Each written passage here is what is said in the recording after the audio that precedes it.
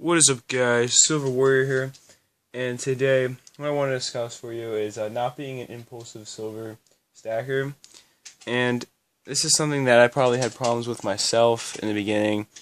I just see the first thing I saw I would buy, basically. I didn't, go around to see if there was any kind of better deal I could get on it or anything like that. I would simply just buy it, and just be like, alright, well, cool, I got some silver. And that can work with generic bullion, but even with that, there is always going to be a better price because, especially like JM Bullion, they'll have their 5-ounce bars go on sale a lot and 10-ounce bars. So maybe you want to sit and wait for that as opposed to being like, you know what, I can afford, 4 10-ounce bars right now, I'm going to buy them. Well, no, because when they go on sale, you might be able to afford 5 10-ounce bars. And it's not like your money's going to go away. Inflation's not working that quickly. Unless the economy were to entirely collapse at one point, which I don't believe is necessarily going to happen.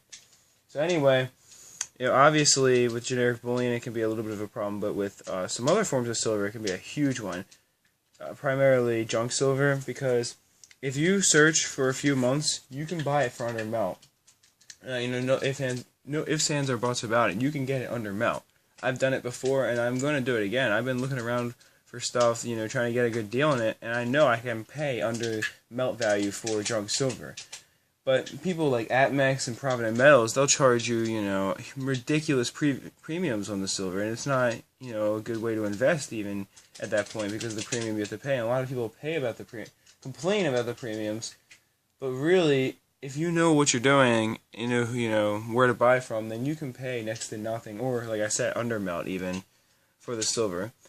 Now, with constitutional stuff, I'd always say don't buy it as a buy it now or anything if you're going off to eBay. I'd say always look for auctions or, on other websites go for auctions for these coins. And look for ones, be patient. Look for coins that aren't being, auctions that aren't being held by huge eBay sellers. Ones that are being held by, people that aren't very well known. Maybe the photos aren't the best quality. And be willing to take a little bit of a risk because that's the only way you're going to get these coins at a really good deal, which every time I've taken a risk, I can tell you what, it's paid off. I've gotten a coin that is worth way over what I paid for it. So it always works as long as you can at least somewhat tell in the photos what the coin is.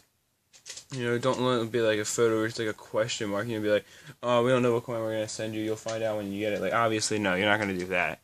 That's kind of dumb. But if they at least took the picture of the coin, it's just, maybe a bad photo or something, then I'd say go for it. I mean, I've pulled it off before with, coins like the 1832 half dollar I got and stuff like that.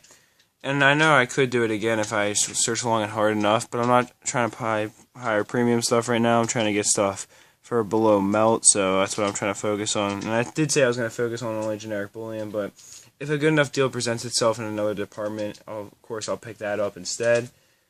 Just a really quick video I wanted to make for you guys, and I do hope you enjoyed it. That is it for this one. Peace, love, and much respect.